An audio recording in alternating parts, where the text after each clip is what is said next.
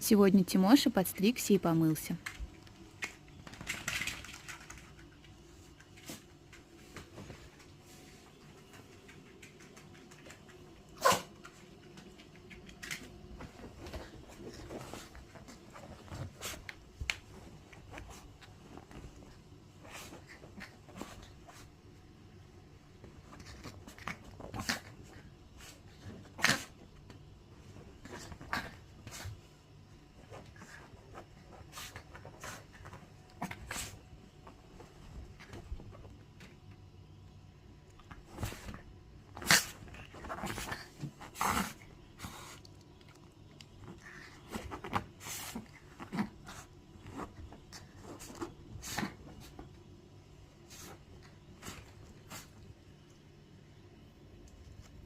Видимо, запах кокосового шампуня он не оценил.